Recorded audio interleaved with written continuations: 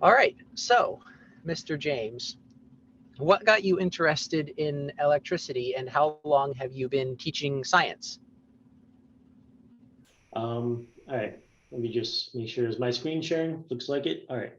Well, I am interested in really just all areas of science. And just growing up, I always just had a fascination with science. Ever since I was in basically middle school, I thought I wanted to be a science teacher. Um, in particular, I really love chemistry and physics because there's just the fundamental ways that our universe works. If you understand chemistry and physics, then you, in the physical sciences, you can apply those to biology and geology and practically every other aspect of life. And I always tell people, sometimes I have people in public tell me that when I tell them I'm a science teacher, that they don't like science class. And my response to them is always the same, or they say they don't like science. My response to them is always the same. You like science, you just don't like science class. And I truly believe that everyone likes science because if you like anything, if you have any hobbies, if you like sports, there's physics involved in that. If you like video games, which I do as well, there's a lot of programming involved in that. There's a lot of science and even psychology for the level design of those games.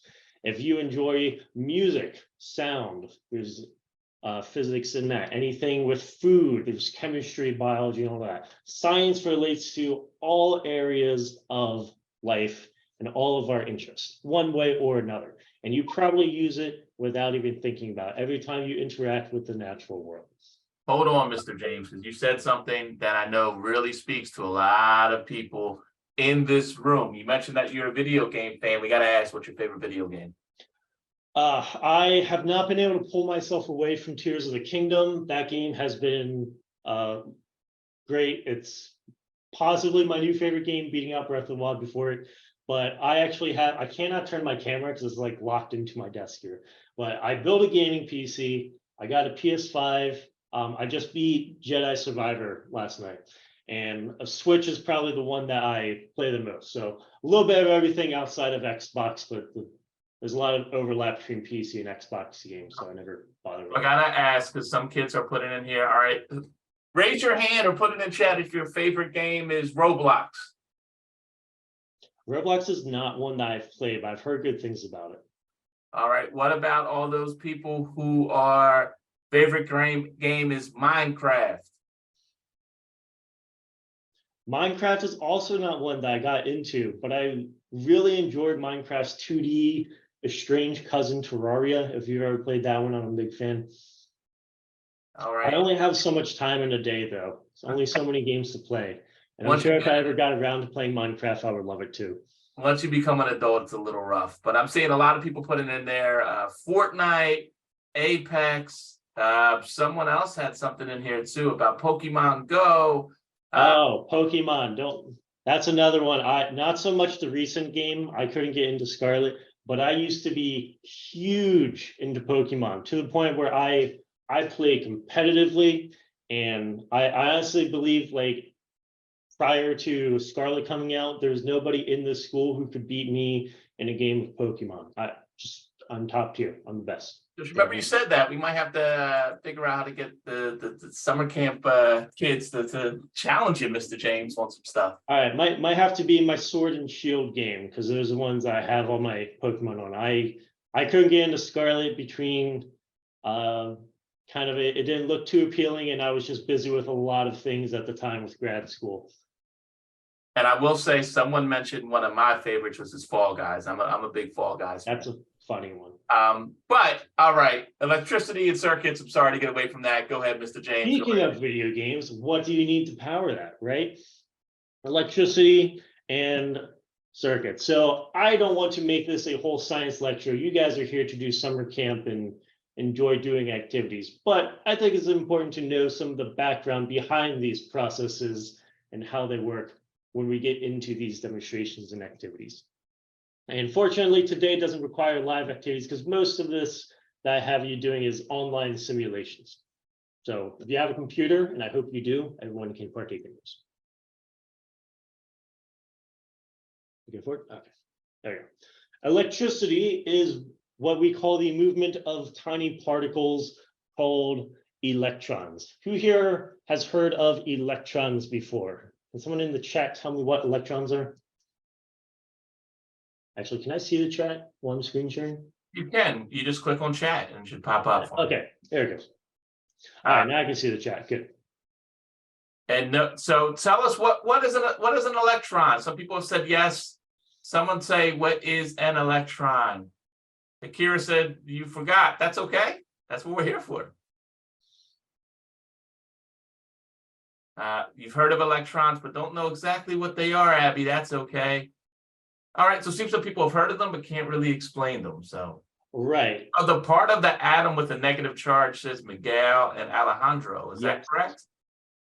Electrons are a part, they're even smaller than atoms. If we get into chemistry, atoms are the tiny, tiny particles that make up everything that we can touch. And electrons are a part of what makes up atoms. So really, there are electrons, more than trillions of electrons, more than you can possibly imagine, like inside of you right now. But it's not all electricity. It's only electricity when those electrons move from their atoms and they move around. That is what creates electricity. And electricity is great because we can use it for things like powering items and heating food, if you have an electric stove, or just heating your home, or even if you have an electric car, you can use that for, what's the word? Motion, moving. So there are three main types of electricity. I'm going to briefly go over each one and we'll do some demonstrations with them. There is static electricity, there is direct current, and there is alternating current. And electricity is used to power most devices that we use, but not every device uses the same kind of electricity.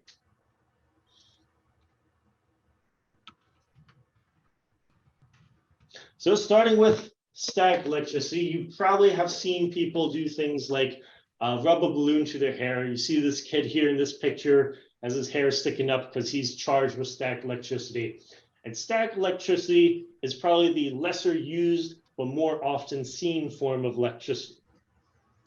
Static electricity is whenever you touch somebody and you get a tiny shock, that is static electricity. The word static means not moving. So if you charge something up, like this balloon, I'm standing right now, so I'm going to disappear from camera just so I can rub this balloon on my carpet. But if we rub something on the carpet, like this balloon,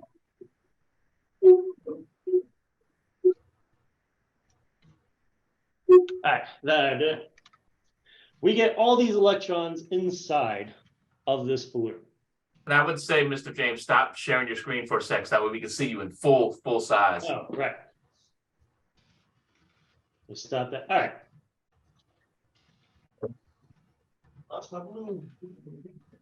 Now, I mentioned it is a humid day, so some of my demonstrations I had planned for this does not work. But I have in this tiny bowl here is a mixture of salt and pepper. And if I ask you to separate the salt from the pepper, how would you go about doing that? Would you separate the, how would you separate the salt and pepper from this bowl?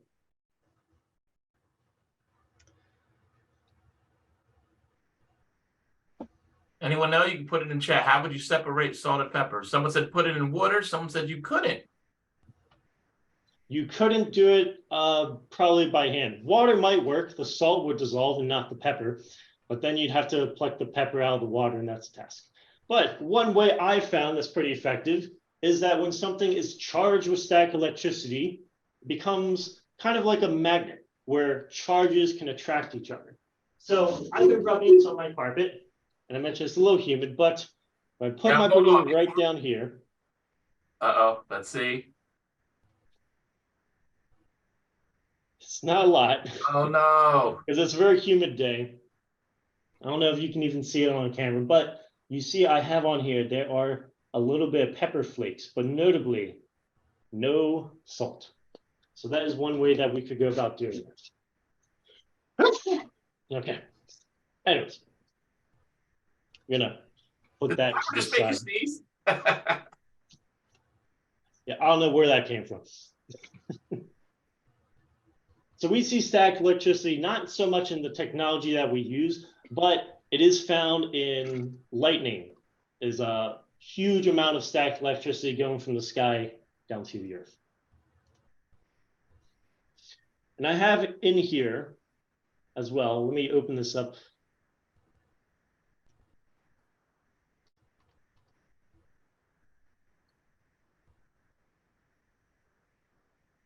I have here a simulation for everybody. If I can pin something in the chat, there we go. So you all can see an example of how this balloon, a virtual balloon at least, rubbing it on a wool sweater, and you can see the movement of electrons in this balloon. Did you put something? I see some people are on camera have gotten, it looks like Gideon got quite a bit of pepper. It's very humid where I am, so maybe less humid where you are. You got more of a charge. But go ahead, click on that link that I just put in the, oh wait, that was a direct message to somebody. I don't want to do a direct message. Yeah, you want to send it to There everyone? we go. There we go. All right, everybody. So you should be able to click on that link and it should open up for you. What I would suggest too, Mr. James, you might want to share what this link is too, just on screen for people when the link doesn't work. Yeah. Or if you want, I could share it if that makes it a little easier for you. Now I can share.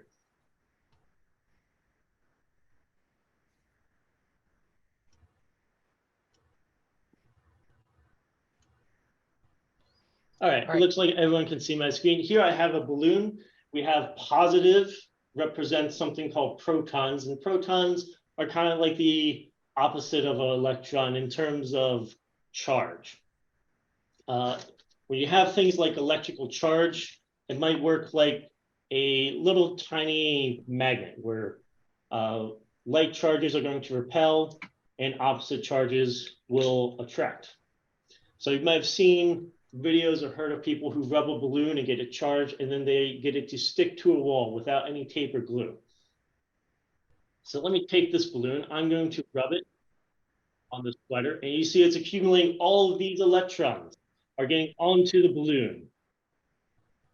And now when I put it up to the wall, and I do this in real life if it were not so human brain, and the balloon is sticking to the wall. But also, we see that the electrons within the wall and the balloon have moved. How have the electrons in the wall and the balloon moved? Where's my chat again? Let me bring that up.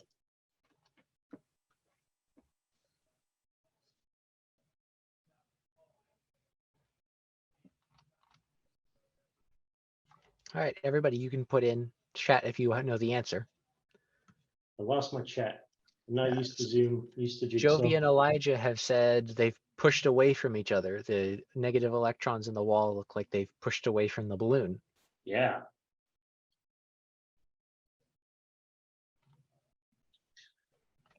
What else? Even if you have something that someone else has said, I take all answers. And Mr. Isaac, thank you for reading that because I lost where my chat is. Where is it? Abby says the electrons separated. They did. Anything about the positive particles or protons?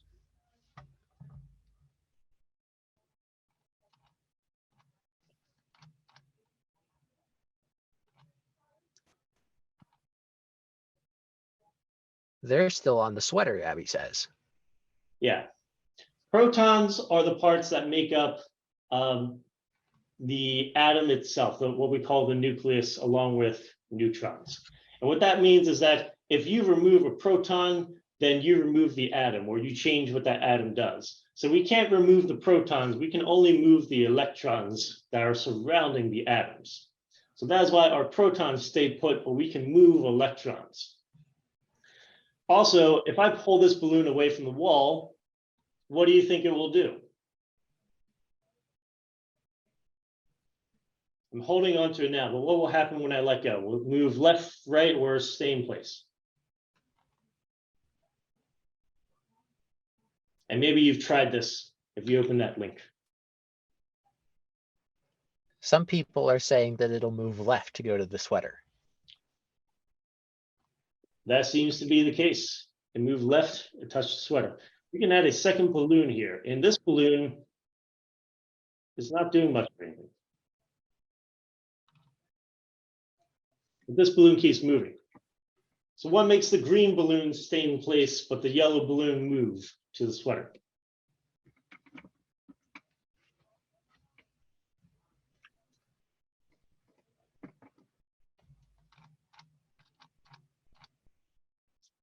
Oh, here's my chat. I found it. The electrons, yes, the static. There's no negative charges left. So even put that in the balloon. Even if I rub this on the sweater, there's no negative charges beyond that balloon. So it's just going to stay there. This balloon is attracted, the negatives are attracted to the positives. They always like to be together.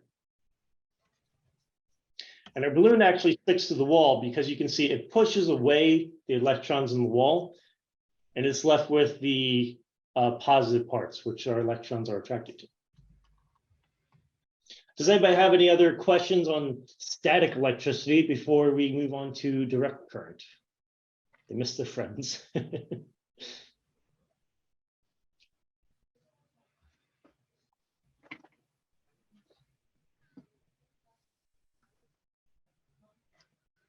All right. Oh, all right. I forgot I had all these tasks I wanted to do, but we pretty much did those.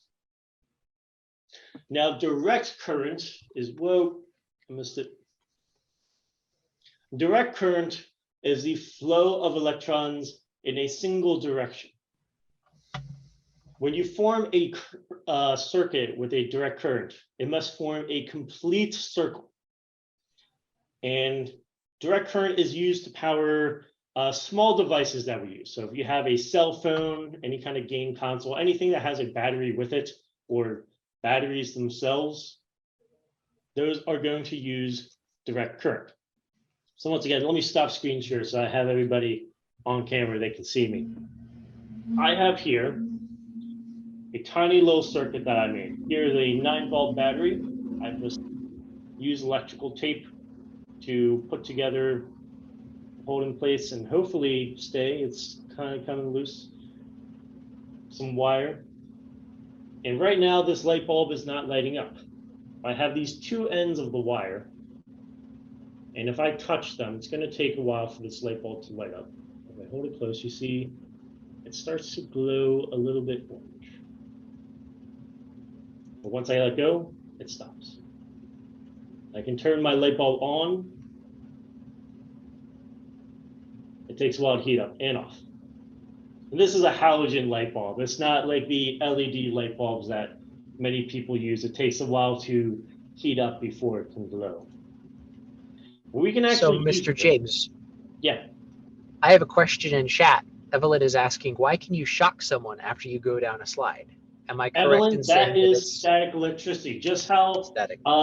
As we rub the balloon on your carpet or wool or your hair, those electrons are rubbing off from this carpet to the balloon. When you go down a slide, the electrons are rubbing off from the slide to you. And if it's a particularly dry day, then you go and you high-five your friend, and then those electrons want to balance out. They jump from you to your friend, and you both feel it.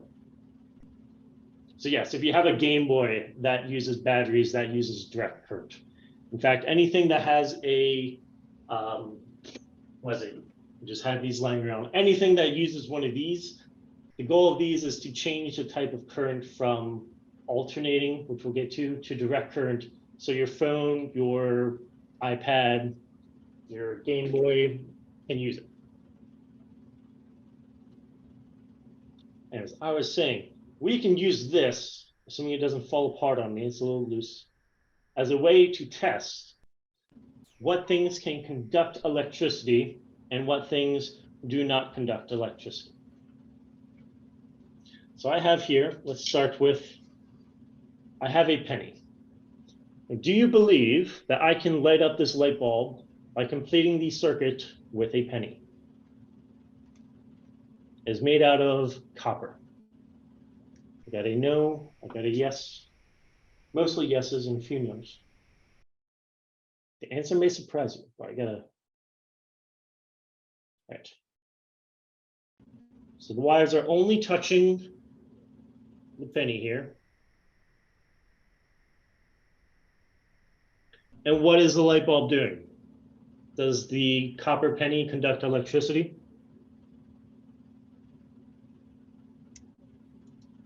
We Yes, have a lot of people saying yes. I happen to have from a while ago a gold-plated penny or a gold-plated coin as well. So we can test this. Will gold conduct electricity? It's a different kind of metal. Someone is saying no. Some people are saying no. All right, so we touch both ends to this. I'll hold it up so everyone can see. It looks a little blurry, but if I step out frame, I'll focus. You can see It's still gold lighting conducts up. electricity. In fact, gold conducts electricity extremely well. Gold is a better conductor than copper even. I have here a piece of paper. Will this piece of paper complete this circuit, conduct electricity?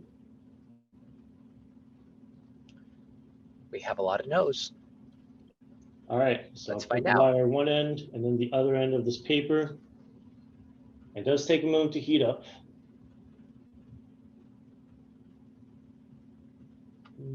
But not much is going on. So we can put that back. Paper did not conduct electricity. Speaking of paper, I have a paper clip. What are your thoughts on your predictions for this one? Will this conduct electricity, complete our circuit? Yes, seems to be the I'm consensus. seeing a lot of yes.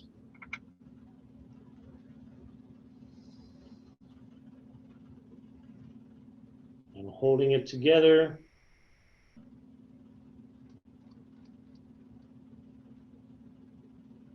And our bulb is not glowing. I actually tricked you on this one. These paper clips are plastic.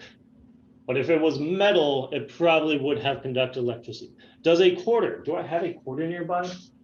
Good question. Let me find a quarter. Wait, I probably have a quarter in here in this random bag of stuff. There we go. I found a quarter. So let's find out here. Now, a quarter is made out of, I believe, mostly nickel. Another kind of metal. Okay, so here we go. Holding it to the quarter. Get a frame so you can see it. And we do have a little bit of a glow there. A quarter does, in fact, conduct electricity. Here's an interesting one. What do you think will happen if I use another battery here? Will this conduct electricity? Seeing a lot of heads not. I mean, one would hope so, because its purpose is to power things with electricity. Well, let's see. Let me very carefully.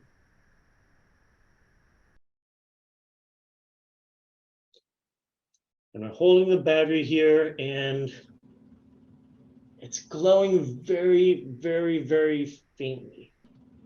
Huh. It's not glowing as much as it was before. Oh, you know what? I have the battery this way. Let me turn around this way.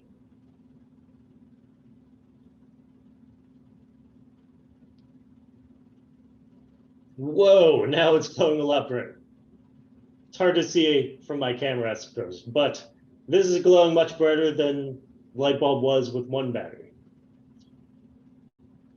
And that is something that we will see, is that battery is powered by something called voltage. Voltage is how much force is kind of pushing those electrons through. This is a 9-volt battery, so is the one I had in my circuit. And if those voltages are facing the same way, because for current direction matters, they will add up together. If they are going opposite directions, then they will cancel each other out somewhat. So apparently the one battery was a little stronger than the other. Now, if I had like 10 batteries, I line them up and we see the light bulb gets super bright, but I only have the 2.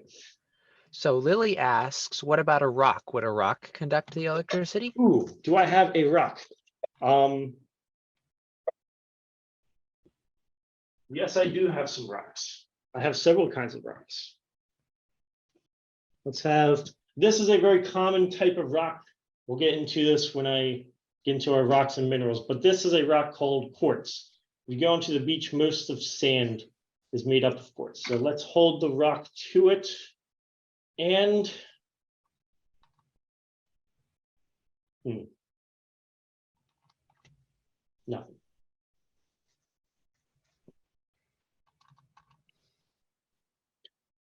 I'd have to step away from it, but we could try water, because you've probably heard the expression water and electricity do not mix.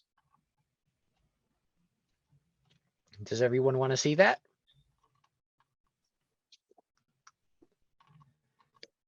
We have a lot of yeses.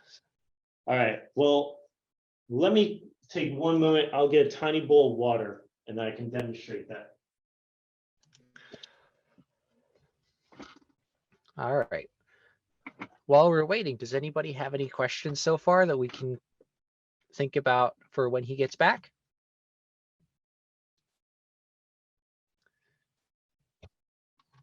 If so, you can just put them in chat.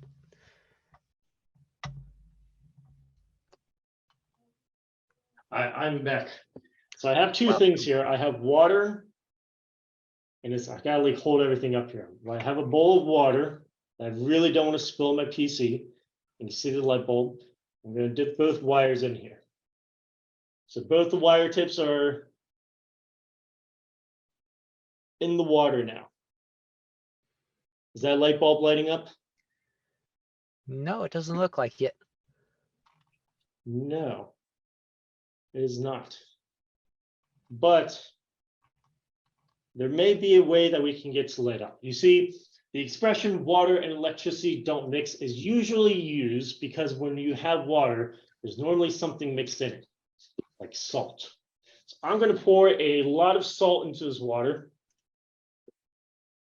Put that aside. I'm going to stir just a little bit with my finger. And we'll see if salt water conducts electricity. Because believe it or not, water itself is not the best conductor of electricity. But things mixed into water, like salt, can be very good. Once again, I gotta like hold this so that I can see, and we'll see. It may still not work, so no guarantees. I'm trying this on the fly.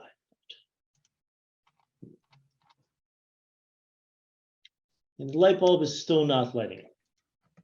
So maybe if I could put another battery in there, or if the light bulb were a bit easier to have less resistance, we would see it light up. But it was worth a shot. Sometimes we try things in science and it doesn't work out the way we want it to.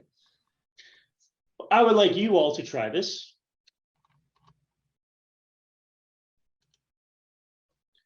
I have another simulation for you all. Instead of just sitting here watching me make circuits, you can make your own circuits, just virtual circuits. And you have several different ways that you can go about creating a circuit. So let me go back to screen sharing here.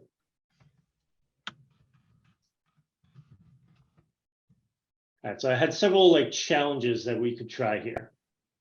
So I had, let's see if we can create a circuit that can light a light bulb. Add a switch to turn the bulb on and off. Create a circuit that works with an item other than wire, and because it's funny and it's safe in a virtual environment, blow a fuse.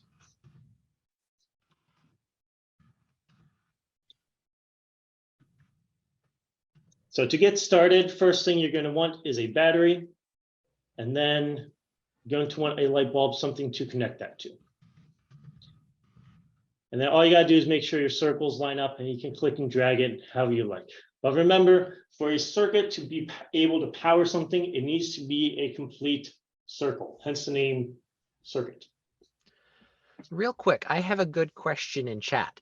Miguel and Alejandro asks, if water is not a good conductor of electricity, why can't we go to the pool when there is lightning? Water is kind of it is a conductor of electricity, but it's not as good as many people think it is.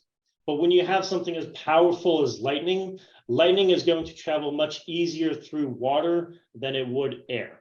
And electricity is always going to, as they say, choose the path of least resistance. So the water becomes the easier pathway to go through than just air alone for lightning. And then also, lightning strikes the pool, that electricity is going to go through everything in the pool as well. And if you're in the pool, it's going to go through you. But I always like that demonstration because everyone thinks that water is going to be a perfect conductor of electricity. And it can conduct electricity, but as you can see here from my demonstration, it's not as strong of a conductor of electricity as many people think it is. Yeah, the water becomes unswimmable. Anyways, back to here. You can add as many wires as you need to. And I'll let you guys mess around with this. I won't show everything off. This is a switch. So if I click it, we close the switch, we can open it. And right now I have almost a circuit. I just have to close my switch. A lightning rod above a pool. If you could direct electricity around the pool, then maybe, but it's not something I would be willing to try. I think it's much better to just not swim during a lightning storm. In fact, you may have heard someone say that a car is the safest place to be during a lightning storm, and that is true. But many people think it is because the rubber of the tires is an insulator that electricity cannot pass through. And for something as powerful as lightning, lightning does not care that rubber is a poor insulator. It will pass right through the rubber of the tires still. Lightning is just that powerful. The reason cars are safe to be in, to be struck by lightning, is because they are metal. And the metal of the car is going to redirect the electricity around the car. And if you're inside, around you. So you are not harmed. I know you can shock the dog and he gives a little bark. There's a lot of tools you can use here. You can use, if you need to disconnect anything, just click the connection and it'll give a little scissors that you can click. So if I want to add a bigger battery, and here, let's try like 5 batteries. So William and Isaac asks, what does a resistor do? I think they might be asking about a resistor. Oh, a resistor. All right, a resistor might help me out in this case. Let me add a resistor. A resistor acts to slow down the flow of electricity. If you have something that, what I just did, where it is far too powerful, I could add a resistor to slow down the electricity, and maybe it will not combust. See how it, when I had it over here, my batteries catch on fire. We can have too much electricity, and we call that a short circuit, where the circuit is too strong, electricity powers through, and it can cause things to heat up within the circuit, cause a lot of harm. But I can slow down the flow of electricity with a resistor. It's going to resist the flow of electricity. And if I reconnect this, you see the electricity is slowed down. It is much safer now. You also might have these things in your home. These are fuses. And if I connect, let me get rid of my resistors here. Fuses are used for safety because if I connect my fuse, then you see the fuse goes out.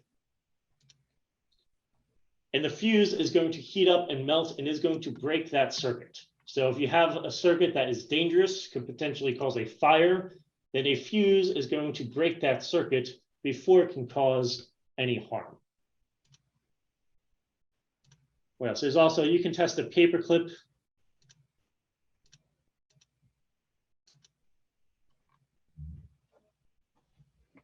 Paperclip seems to conduct, at least virtually. There's an eraser, a coin, a dollar bill, and try the pencil. Somebody try to make a circuit with a pencil. Tell me what happens then.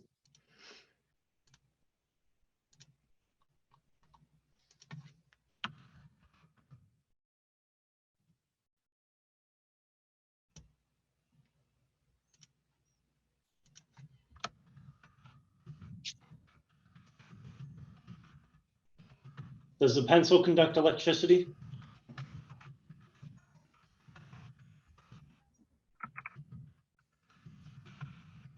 And if you missed the link to try it out yourself, because I don't want everyone just watching me the whole time, you can mess around with that keys.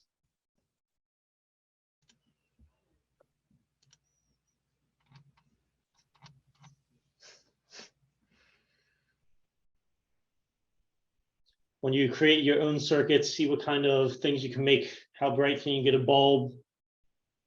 How do you blow a fuse? So when I tried the pencil actually does conduct electricity. Close that circuit and you see, oh, and the pencil also catches fire. So that one I found surprising, but it's not the wood of the pencil that actually conducts electricity. It is the part that you write with in the pencil, known as the pencil lead. Do you know what pencil lead is made out of? What material? Yeah, I'll turn the fire off. The two resistors, I don't think there is much of a difference between the two. I think one might be more powerful. You also see if I click the resistor, you get this part come up that we can increase the amount of resistance. And same for, oh, this one is much more powerful than the one with the stripes on it. That's the difference. So I can make this resistor very powerful or slide down, make it weaker. Now, the more powerful the resistor, the more it'll slow your electrons. Same with the batteries. I can click on my battery and I can increase it to 10,000 volts each, make these like super batteries. And I think I maxed out the circuitry on here. Yeah, I can give you the link again.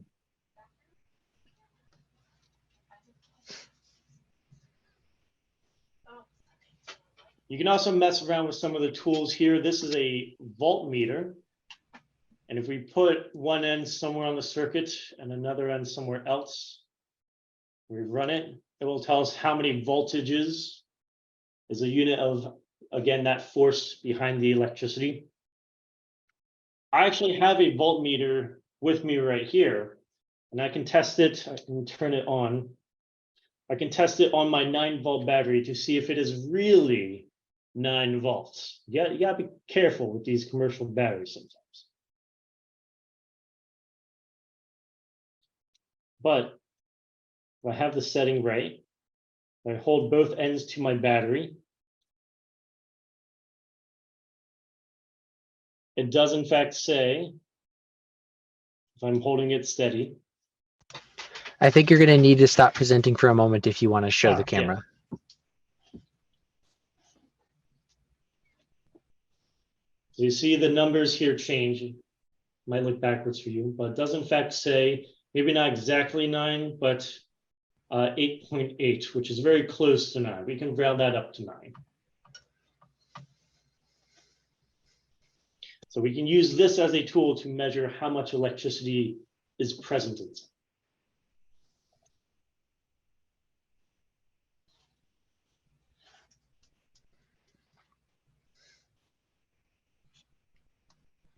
Did anyone manage to blow a fuse in their simulation?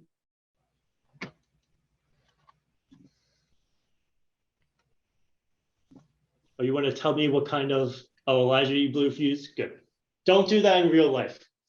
When I was a child, probably around, I was going to say your age, but we have a lot of ages here. But when I was in probably 5th grade, for some reason, I thought it would be a good idea to take a paper clip and stick it into an electrical outlet. That was a very bad idea. Do not do that. Because what happened was, immediately there was a burst of sparks. I was touching the electrical paperclip, so it got super, super hot because it acts as a resistor. When electrons pass through a resistor, they heat up.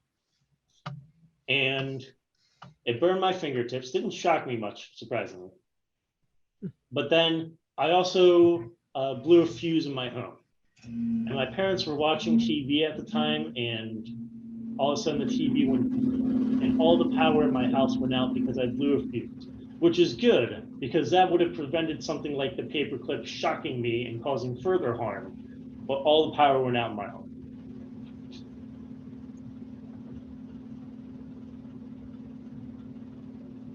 I'm going to go back to screen sharing. We got about 15 minutes left.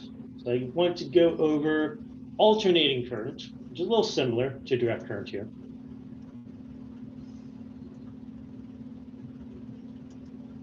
Oh, you're welcome. Mr. James, actually we got about, about say 5 to 10 minutes left because we want to give a little bit of a break to let everybody stretch, yeah, of course, snack and stuff like that. So, well, I'll just wrap this up. Alternating current is our final form of electricity. It's electricity that flows from one direction to another and is used to provide electricity over some very long distances. We actually can't use direct current to power everything in your home. When you plug something into an outlet, that's alternating current because it works best traveling over long distances. Direct current can't do that very well. So we send the electricity one way, then another. We do that very rapidly. And these are generated by these massive things called turbines or electric generators that we find in power plants. So it's a big spinning magnet that produces electricity. And it can be dangerous at certain voltages. Direct current can too. Really any electricity can be dangerous, but alternating current is the one that can be potentially the most dangerous for things like power lines and if you're not careful with electrical outlets at home. Yeah, your battery will catch on fire if you put too much to it. So I had another simulation here. I don't think we'll have time for this one, but I can put it in the chat for everyone to check out. It is honestly pretty similar to the one that you just did. But before I have you go, I'll put this AC current one. And there's just an AC voltage that you can open up there and experiment with. So feel free to do that after camp here too. But I did want to go over for tomorrow. Tomorrow, I wanted to do some experiments and some demonstration with some liquids and what we call emulsifiers. So I have a lot of materials here, but for anyone who doesn't have something, I wanted to make sure that we are clear that if you are missing something such as honey or missing corn syrup, you can do our density tower without. You're just going to have one less layer when we make a tower. The things that I would recommend you have, though, are dish soap, vegetable oil, and water, which I think most people probably already have those in their homes. The other one, the clear sealable jar, this can be like an old peanut butter jar, an old like vial vase, or anything that you can just close and see through, because we don't want to spill, especially since you're near computers. But does anybody or any parents have any questions for supplies for activities I have planned tomorrow? Rubbing alcohol, not like a bottle of whiskey or anything. So rubbing alcohol is something that is used usually to clean things. So it makes things extra clean. So it's not what you might see an uncle or grandpa drink at a barbecue. Don't want to see that. It's actually pretty dangerous to drink, so don't try it. But any parents, if you feel like you're not comfortable using rubbing alcohol, that's another one where anything from the honey to the alcohol, you could remove like any one or two of these and you'll be all right. You're just going to have that many less layers when you do this experiment tomorrow. Declan had a really good question. You have here maple syrup. Does it have to be like real maple syrup, or can it be just what you get in the store, just regular? Yeah.